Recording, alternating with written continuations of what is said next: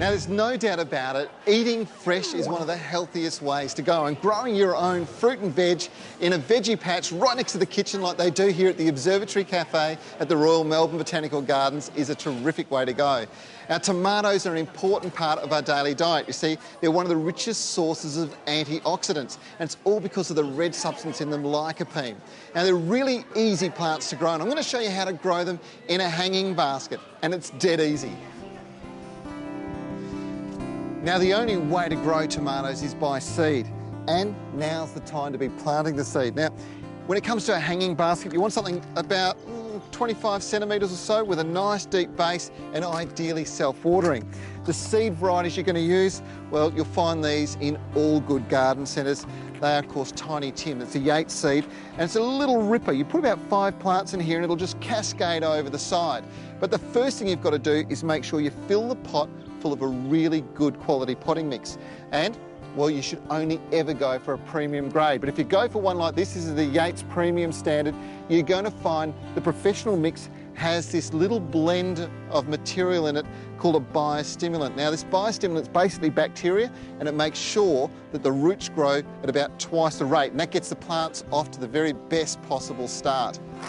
This little tomato makes a really attractive hanging basket plant, and it produces some sensational tasting fruit, ideal for salads. Now, the great thing about this potting mix is that it's rich in nutrients, the materials have all been composted and broken down, and most importantly, it's airy, and this really does encourage really strong root growth. Now, it has a fertiliser in it, but tomatoes are gross feeders, so once they've got established, you do need to give them a real boost. But before we do that, we've got to get the seed in, plant them all out into the top of the basket. But once they've germinated, you're going to pick out the ones that you don't want and leave 5 of the strongest plants in there. Now, they've been scattered all over the top. It's just a case of scratching them into the surface, giving it a water in.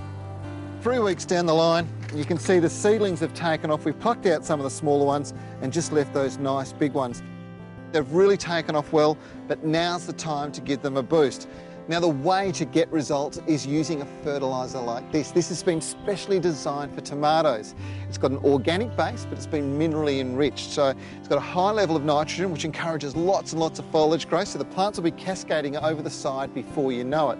But most importantly, it's got very good levels of potassium. Now, this is going to get the best possible results. You only need a handful for a pot this large, and you want to use it about every 5 weeks. Now, this is not only going to produce lots of great tasting fruit for you, but it's going to look good too. So why don't you give it a go?